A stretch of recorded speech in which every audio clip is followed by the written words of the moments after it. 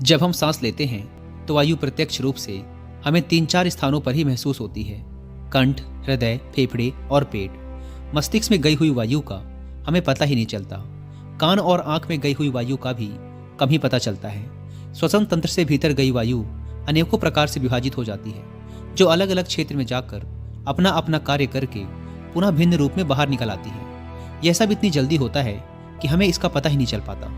हम सिर्फ इतना ही जानते हैं कि ऑक्सीजन भीतर गई और कार्बन डाइऑक्साइड बाहर निकल आई, लेकिन भीतर वह क्या क्या सही या गलत करके आ जाती है, इसका कम ही ज्ञान हो पाता है।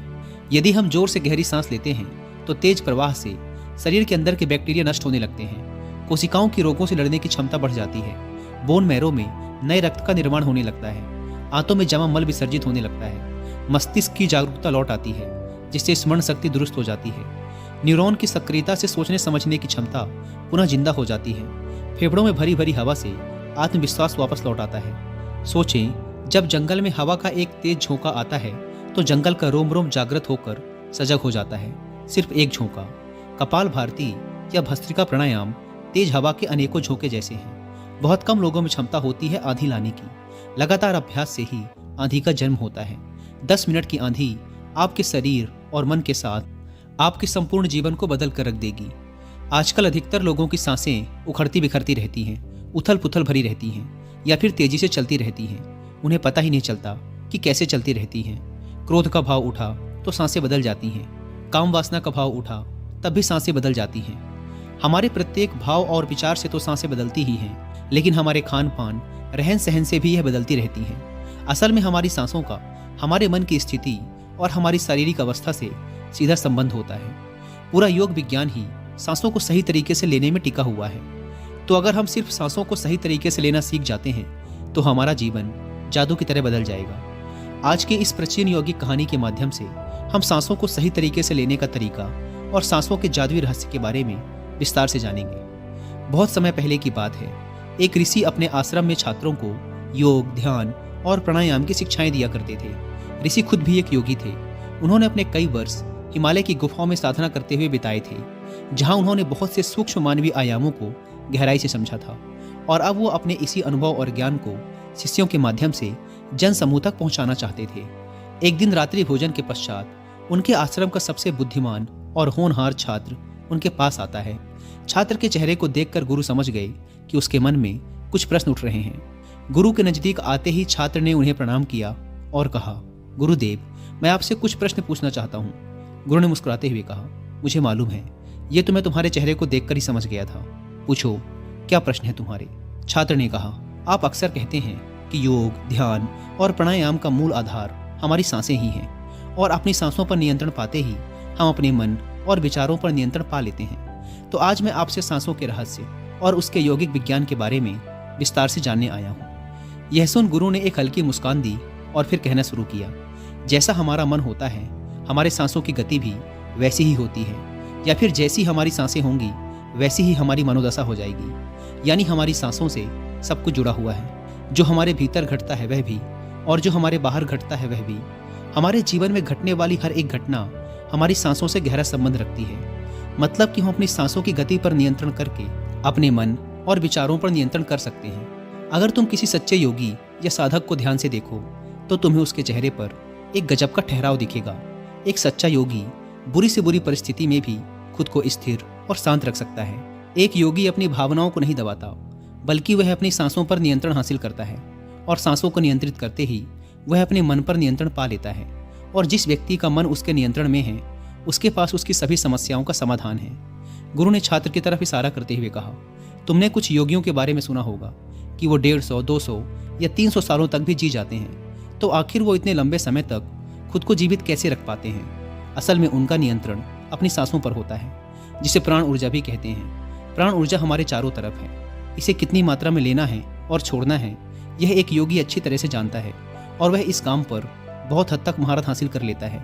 इसीलिए वह इस प्राण ऊर्जा का उपयोग अपनी ज़रूरत के हिसाब से कर सकता है और खुद को दीर्घायु बना सकता है। अगर तुम अपने शरीर को स्वस्थ रखना चाहते हो, सामान्य से अधिक क्षमता चाहते हो, तेज बुद्धि चाहते हो, तो तुम्हें अपनी सांसों को समझना होगा, उन्हें नियंत्रित करना होगा, और उन्हें नियंत्रित करते ही तुम्हारे जीवन में सब कुछ व्यवस्थित हो जाएगा।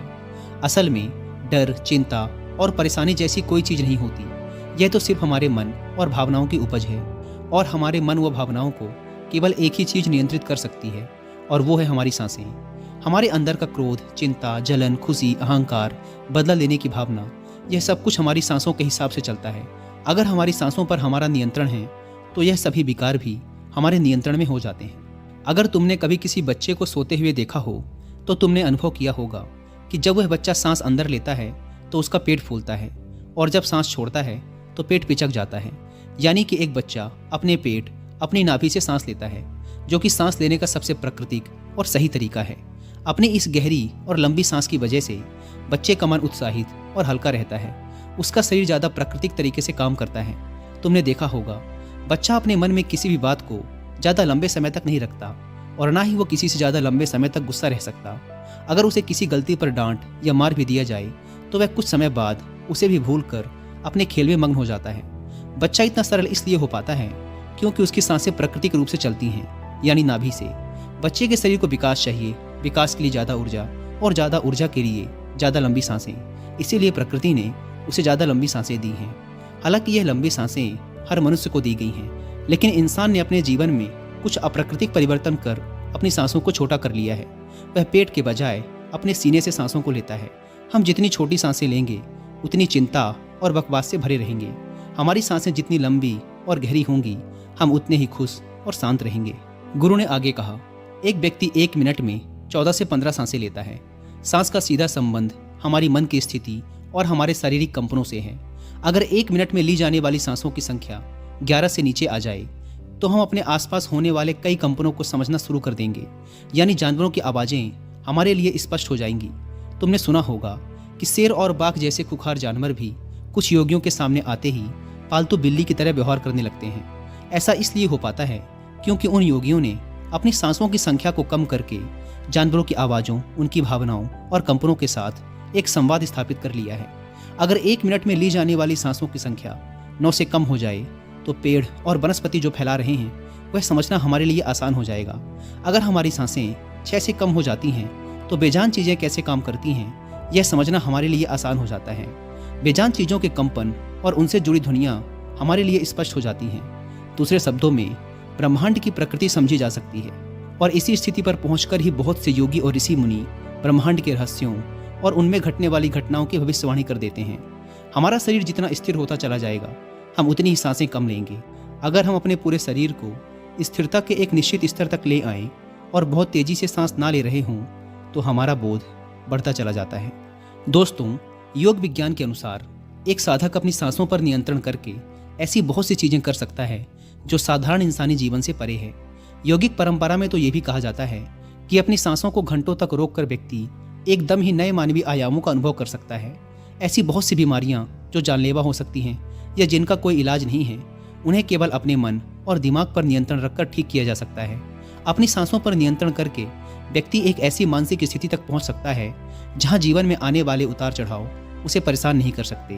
कुछ लोगों को ये सब बातें बस एक कहानी लग सकती हैं, क्योंकि आमतौर पर लोग ऐसा नहीं करते और कोई भी चीज़ जिस पर उन्हें यकीन नहीं होता उसे अंधविश्वास कहकर नकार देते हैं। लेकिन पुरानी यौगिक परंपराओं का पालन करने वाले लोग ऐसी बातों का दावा करते हैं। उन्हीं लोगों में से एक हैं स्वामी रामा। स्वामी रामा हिमालय की गुफाओं में रहा करते थे। उन्होंने बचपन से ही योग के सीक्रेट्स को प्रैक्टिस किया था। 1970 में स्वामी रामा एक अमेरिकन रिसर्च लेबोरेटरी में गए। अपनी सांसों पर नियंत्रण करके उन्होंने अपने दिमाग और मन पर इतनी निपुणता हासिल कर ली थी कि वो जब चाहें और जितने समय के लिए चाहें अपनी सांस, ब्रेन वेव्स, हृदय की धड़कन और शरीर में बहने वाले खून को भी रोक देते थे। लेबोरेटरी में मौजूद डॉक्टर्स ने स्वामी रामा के शरीर पर रिसर्च की और उन्हें मृत घोषित कर दिया। लेकिन इस अवस्था में भी स्वामी रामा सब कुछ महसूस कर सकते थे और सुन सकते थे। यह देखकर वहां मौजूद रिसर्चर्स की टीम दंग रह गई। साथ ही स्वामी रामा अपने शरीर में अपनी मर्जी से ट्यूमर की ग्रोथ को घटा और बढ़ा भी सकते थे। थोड़ी देर पहले तक रिसर्चर्स की जिस टीम को हिमालयन योगियों के सारे दावे अंधविश्वास और पाखंड से भरे लगते थे, वो अचानक से उन्हें इनर साइंस प्रतीत होने लगे थे, एक भीतरी विज्ञान जो साधारण मनुष्य की कल्पना से भी परे है। सांसों को ध्यानपूर्वक लेना यह एक प्राचीन यौगिक टेक्निक है। एक योगी जिसने अपनी सांसों पर नियंत्रण हासिल कर लिया है, वो जब चाहे अपनी सांसों को रोक सकता है।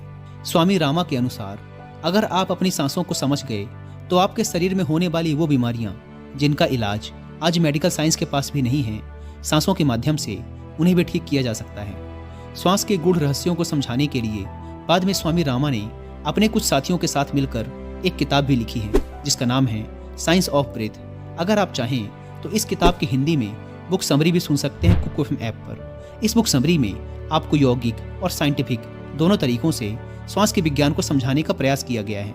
कुकू एफएम की बात करें तो यह इंडिया का लीडिंग ऑडियो शो प्लेटफॉर्म है और मैं पर्सनली इस ऐप को इसलिए भी यूज़ करता हूँ क्योंकि यहाँ मुझे 7 इंडियन लैंग्वेजेस में 10,000 से भी ज़्यादा किताबों को सुनने का ऑप्शन मिल जाता है, वो भी एक बुक से भी कम की कीमत पर।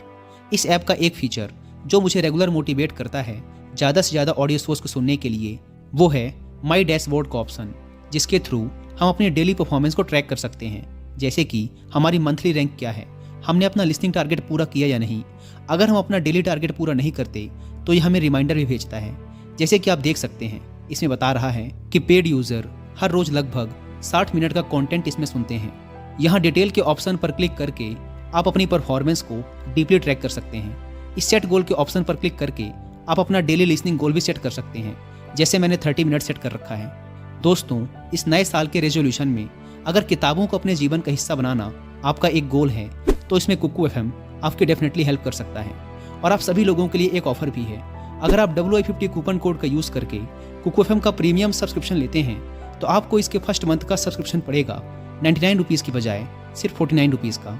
ऐप को डाउनलोड करने की link description and first comment पर मिल जाएगी। गुरु ने आगे कहा, जब सांसें विचलित होती हैं तो मन भी अस्थिर हो जाता है, लेकिन जब सांसें शांत होती हैं तो मन भी स्थिर हो जाता है और योगी दीर्घायु हो जाता है। इसीलिए हमें अपने श्वास पर नियंत्रण करना सीखना चाहिए। गुरु ने शिष्य की आंखों में देखते हुए कहा, तुम्हें क्या लगता है कि क्या तुम जितनी लंबी सांसें अंदर लेते हो उतनी ही लंबी सांसें बाहर भी निकालते हो? नहीं। सामान्य स्थिति में हम जो सांसें अंदर लेते हैं उसकी लंबाई 10 अंगुल होती है और बाहर निकलते समय इसी श्वास की लंबाई 12 अंगुल हो जाती है। यहाँ 1 अंगुल का मतलब 1 अंगुली मोटाई से है। हमारी रोज़मर्रा की ज़िंदगी में कुछ काम ऐसे होते हैं जिन्हें करते समय जितनी लंबी सांस अंदर जाती है उससे कई गुना ज़्यादा लंबी सांस बाहर निकल जाती है। भोजन करते समय बाहर निकलने वाली सांस की लंबाई 16 से 17 अंगुल होती है। तेज चलते समय इनकी लंबाई 22 से 24 अंगुल हो जाती है। दौड़ते समय निकलने वाली सांसों की लंबाई 45 से 50 अंगुल तक पहुंच जाती है। संभोग करते समय 55 से 60 अंगुल। सोते समय नींद में बाहर निकलने वाली सांसों की लंबाई 60 से 70 अंगुल तक पहुंच जाती है।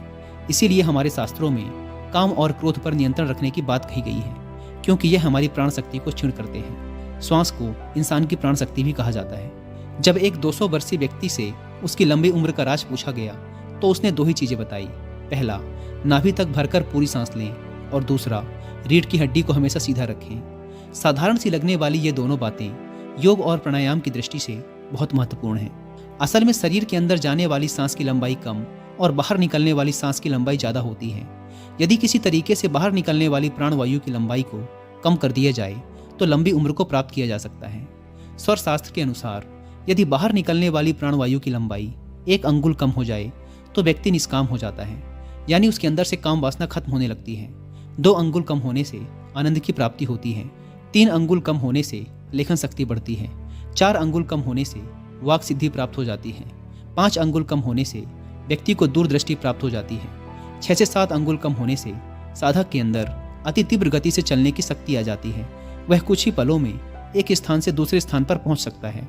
8 अंगुल कम होने से साधक को 8 सिद्धियां प्राप्त हो जाती हैं। पवन पुत्र हनुमान को 8 सिद्धि नवनीत के दाता इसीलिए कहा जाता था क्योंकि उन्होंने 8 सिद्धियों को प्राप्त कर रखा है। ये 8 सिद्धियां हर इंसान में होती हैं, बस जरूरत है तो इन्हें जागृत करने की। बाहर निकलने वाली सांस की लंबाई 12 अंगुल कम होने पर योगी को इच्छा मृत्यु प्राप्त हो जाती है। फिर वह जब तक चाहे खुद को जीवित रख सकता है, लेकिन ये सोई हुई शक्तियां केवल तभी जागृत होंगी जब मन में इन्हें जागृत करने की तीव्र अभिलाषा होगी, और मन का स्थूल रूप श्वास है। इसीलिए सबसे पहले श्वासों पर नियंत्रण करना पड़ता है। भगवान शिव पार्वती को बताते हैं, रात में ईड़ा नाड़ी और दिन में पिंगला नाड़ी को रोकने में जो सफल हो जाता है वही असल में सच्चा योगी है। दोस्तों, नाड़ी विज्ञान के बारे में हम किसी और वीडियो में विस्तार से बात करेंगे। गुरु ने आगे कहा, अगर तुम अपनी सांसों को नियंत्रित कर लेते हो तो तुम बहुत सी चीज़ों को समझ सकते हो, फिर चाहे वह प्राकृतिक हो या अप्राकृतिक। हमारी सांसों से हमारा पूरा तंत्र नियंत्रित होता है, शारीरिक और मानसिक दोनों। हम अपनी सांसें धीमी करके भाग नहीं सकते। भागते समय हमारी सांसें तेज हो जाती हैं, क्योंकि हमारी सांस हमारे शरीर को एक अज्ञात ऊर्जा देती है। जब हम अपने शरीर से सामान्य से अधिक काम लेते हैं तो हमें ज़्यादा ऊर्जा की जरूरत पड़ती है और उस ऊर्जा की पूर्ति के लिए हमारी सांसें तेज हो जाती हैं। दूसरा, हम अपनी सांसों को धीमा करके क्रोध नहीं कर सकते। जब हमें क्रोध आता है तो हमारी सांसें छोटी और सामान्य से अधिक तेज चलने लगती हैं, क्योंकि हमारे भीतर जो क्रोध उठ रहा है वह भी हमारी ऊर्जा को खर्च करता है। एक कामुक व्यक्ति जो अभी अपनी काम वासना का वशीभूत हो चुका है, जैसे जैसे उसकी काम वासना तेज होती चली जाएगी वैसे वैसे उसकी सांसें भी तेज होती जाएंगी। यानी कि कोई भी व्यक्ति अपनी सांसों को धीमा करके काम वासना में नहीं उतर सकता। जिन योगियों ने काम सूत्र लिखा या काम वासना को समझा, उन्होंने जान लिया था कि काम वासना को नियंत्रित कैसे किया जा सकता है या कैसे ब्रह्मचार्य में उतरा जा सकता है। तो असल में हमारी सांसों की गहराई और उसकी गति से हमारे पूरे शारीरिक और मानसिक तंत्र पर प्रभाव पड़ता है, जिसमें से कुछ हम बाहरी रूप से देख सकते हैं, जैसे मनुष्य का खुश होना, गुस्सा करना या भागते समय उसकी सांस फूलना। सांसों पर नियंत्रण करने के बाद हमारे भीतरी विचारों पर भी प्रभाव पड़ता है। सांसों को बदलकर हमारी भावनाओं और विचारों को भी तुरंत बदला जा सकता है।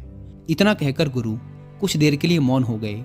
फिर उन्होंने कहना शुरू किया, मनुष्य के भीतर की सभी प्रतिभाएं उसके शक्ति बिंदु यानी उसके 7 चक्रों में छुपी होती हैं। अगर तुम्हें कोई व्यक्ति सामान्य से अधिक बुद्धिमान लगता है तो यह उसके चक्रों का प्रभाव है, यानी उसका कोई विशेष चक्र सामान्य व्यक्ति की तुलना में थोड़ा ज़्यादा सक्रिय है।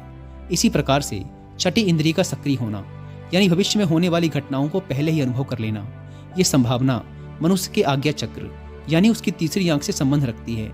लेकिन कभी भी ये 7 चक्र किसी भी व्यक्ति में पूरी तरह से जागृत नहीं हो पाते। किसी में ज़्यादा तो किसी में कम, बस मात्रा का फर्क होता है। असल में व्यक्ति की सबसे बड़ी गलती ये है कि वो सीधे अपने मन पर नियंत्रण करने का प्रयास करता है, जो कि संभव नहीं है। उसे सबसे पहले अपनी सांसों पर नियंत्रण करने का प्रयास करना चाहिए।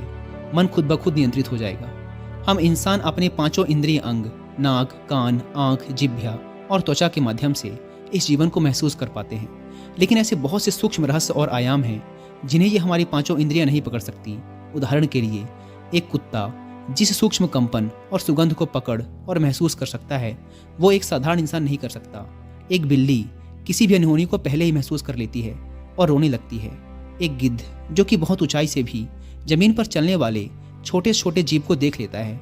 साथ ही बंदर और ऐसे बहुत से पक्षी हैं जो किसी भी प्राकृतिक आपदा जैसे भूकंप, ग्रहण, समुद्री तूफान आदि के आने से पहले ही उसके कंपनों को महसूस कर लेते हैं और घटना के घटने से पहले ही सुरक्षित जगह देखकर खुद को छुपा लेते हैं। इन घटनाओं के कंपनों को मनुष्य नहीं पकड़ पाता।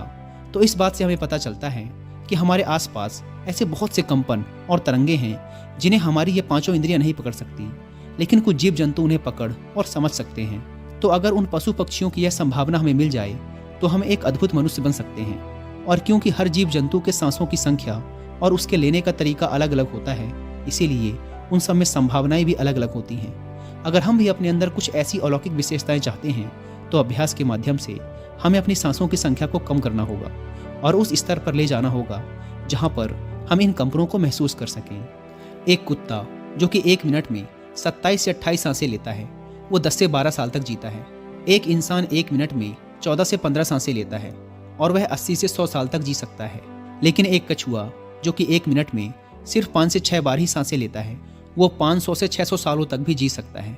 इससे साफ स्पष्ट है कि जिस जीव के सांसों की संख्या जितनी कम होती है वो उतनी ही लंबी आयु तक जी सकता है। इसी चीज को समझकर हमारे पूर्वजों ने सांसों की संख्या को कम और उसकी गहराई को ज्यादा करने के विज्ञान पर काम करना शुरू कर दिया था, क्योंकि वो समझ गए थे कि इंसान को जीने के लिए साल या महीने नहीं बल्कि एक निश्चित संख्या में सांसें मिलती हैं और सांसों के लेने की गति को कम करके उम्र को लंबा किया जा सकता है। लेकिन सांसों के धीमा और लंबा होने की यह गति प्राकृतिक रूप से होना चाहिए। इसमें व्यक्ति को श्वास के साथ किसी प्रकार की जोर जबरदस्ती नहीं करनी है, बल्कि अभ्यास के माध्यम से नाभि से भरकर सांस लेने को अपने जीवन का एक हिस्सा बना लेना है। इसके बाद गुरु थोड़ी देर के लिए रुके, एक लंबी सांस ली और फिर कहना शुरू किया। यौगिक प्रक्रिया में एक शब्द होता है, नाद या अनहद नाद। यह एक ब्रह्मांडी ध्वनि है। यह ध्वनि किसी साधारण मनुष्य को सुनाई नहीं दे सकती, क्योंकि यह वह ध्वनि नहीं है जो किसी टकराव से पैदा होती है। ध्वनि का सीधा सा विज्ञान है, जहाँ टकराव या घर्षण होगा वहीं कंपन होगा, और जहाँ कंपन होगा वहीं ध्वनि उत्पन्न होगी। और टकराव से पैदा हुई इस ध्वनि को हमारी इंद्री यानी हमारे कान सुन सकते हैं, परंतु हमारे शरीर के भीतर कुछ सूक्ष्म इंद्रियां भी निवास करती हैं जो अक्सर निष्क्रिय और शांत रहना पसंद करती हैं। लेकिन अगर हम इन इंद्रियों को सक्रिय कर लेते हैं तो वो नाद की ध्वनि को सुन सकती हैं। नाद एक ऐसी ब्रह्मांडीय ध्वनि है जो किसी घर्षण या टकराव से पैदा नहीं होती। ये ध्वनि बाहर भी है और हमारे भीतर भी। लेकिन जो व्यक्ति मानसिक अवस्था के उस स्तर तक नहीं पहुंचा, उसके लिए ये ध्वनि केवल एक कल्पना मात्र हो सकती है। लेकिन अगर तुम चाहो तो सही अभ्यास के माध्यम से इसे सुन सकते हो। शिष्य ने कहा, लेकिन गुरुदेव, वो अभ्यास क्या है? गुरु ने कहा, सबसे पहले तो तुम्हें रोज कुछ समय एकांत में बैठकर अपनी सांसों पर ध्यान देना है। देखो कि तुम्हारी सांसें सीने से आ रही हैं या पेट से। अगर सांस सीने से आ रही है तो सांस को पेट से लेने का प्रयास करो। यानी जब तुम सांस अंदर लो तो पेट फूले और जब छोड़ो तो पेट पचके। धीरे धीरे समय के साथ तुम्हारे सांस का केंद्र तुम्हारी नाभि से होता हुआ उसके नीचे चला जाएगा। यानी अब तुम्हारी सांसें तुम्हारे नाभि के नीचे से आ रही होंगी। लेकिन जिस दिन तुम्हारी सांसें प्राकृतिक रूप से बिना ध्यान दिए और बिना तुम्हारे प्रयास के रातों दिन तुम्हारी नाभि के नीचे से चलने लगेंगी, उसी पल से तुम नाद की ध्वनि को सुनने में सक्षम हो जाओगे। लेकिन याद रहे, इस स्थिति को प्राप्त करना इतना भी आसान नहीं है। इसके लिए बहुत ही दृढ़ निश्चय और अभ्यास की जरूरत पड़ती है। दोस्तों, चिंता, डर, तनाव व अपनी आदत के कारण जब हम हल्की और छोटी सांसें लेते हैं तो हवा केवल हमारे ऊपरी फेफड़ों तक ही सीमित रह जाती है, जिससे हमारे शरीर तक कम ऑक्सीजन पहुंचती है और कार्बन डाइऑक्साइड इकट्ठा होना शुरू हो जाती है। शरीर का माध्यम अम्लीय हो जाता है, जिससे हमारी रोग प्रतिरोधक क्षमता कम हो जाती है। हमारी नज़र कमज़ोर पड़ने लगती है, हमारी बौद्धिक और शारीरिक क्षमताएं भी कमज़ोर पड़ने लगती हैं और हमारा शरीर धीरे धीरे बीमारी की गिरफ्त में जाने लगता है। लेकिन जब हम गहरी और लंबी सांसें लेने का अभ्यास करते हैं तो इससे हमारे फेफड़े के निचले हिस्से पर भी ज़्यादा हवा पहुँचती है और न केवल हमारे शरीर को ज़्यादा ऑक्सीजन मिलती है, बल्कि हमारे निचले फेफड़े में जमा गंदगी भी बाहर निकलने लगती है। हमारे शरीर में कुछ ऐसी गंदगी जमा हो जाती है जिसे मल मूत्र या पानी के माध्यम से नहीं, सिर्फ हवा के द्वारा ही शरीर से बाहर निकाला जा सकता है। साथ ही गहरी सांस लेने से हमारा डर, चिंता और मानसिक तनाव भी कम हो जाता है और हम खुश रहने लगते हैं। गहरी सांस लेने के इतने सारे मानसिक और शारीरिक फायदे हैं कि अगर उन पर बोलना शुरू कर दें तो यह वीडियो और भी लंबी हो जाएगी। इसीलिए इस बारे में किसी और वीडियो में बात करेंगे और इस वीडियो को यहीं खत्म करते हैं। मुझे उम्मीद है कि आपको इस वीडियो से बहुत कुछ सीखने को मिला होगा।